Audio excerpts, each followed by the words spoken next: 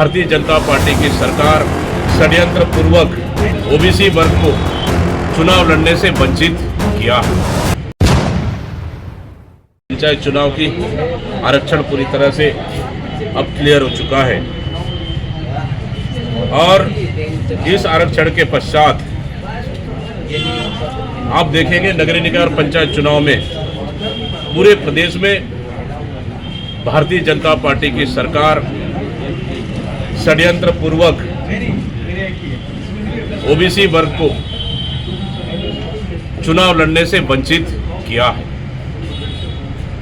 क्योंकि आप देखेंगे बस्तर संभाग पूरी तरह से प्रभावित हो चुके हैं, सरगुजा संभाग पूरी तरह से प्रभावित हो चुके हैं और मैदानी एरिया के बहुत सारे ऐसे जनपद और नगरीय निकाय है जहां पर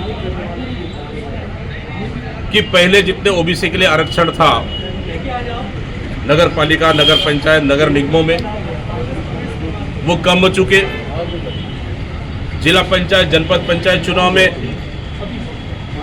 पूरे आरक्षण खत्म हो चुका और बस्तर और सरगुजा जैसे क्षेत्रों में तो जहां ग्राम पंचायतों में 25% आरक्षण था वो भी पूरी तरह से जीरो हो चुका है।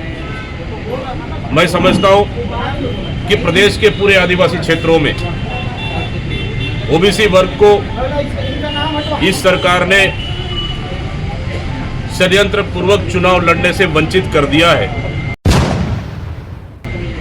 और सिर्फ एक ओबीसी वर्ग को आरक्षण के नाम से सपना दिखाकर ये सिस्टम लागू किया जिससे पूरे आदिवासी क्षेत्रों में ओबीसी वर्ग को जबरदस्त नुकसान हुआ है। सीटें कम हुई या सीटें जीरो हुई है। इसके लिए अगर कोई जिम्मेदार है तो प्रदेश के भारतीय जनता पार्टी की सरकार जिम्मेदार है। मैं समझता हूं कि आखिर क्यों षड्यंत्र के तहत किन आदिवासी क्षेत्रों में क्या सरकार को आकलन नहीं था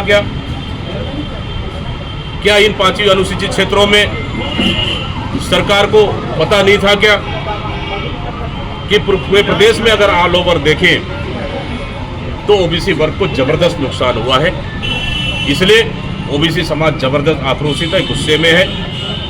निश्चित रूप से किन आरक्षण सिस्टम से आदिवासी क्षेत्रों में ओबीसी वर्ग को नेतृत्व विहीन कर दिया। पंचायत चुनाव लड़ने से, पंचायत और नगरीय निकाय चुनाव लड़ने से, जनप्रतिनिधि बनने से इस सरकार ने उन्हें वंचित कर दिया है। अगर इसके लिए पूरे जिम्मेदार है तो भारतीय जनता पार्टी की सरकार जिम्मेदार है। इनको तो इन क्षेत्रों में ओबीसी समाज को जवाब देना चाहिए।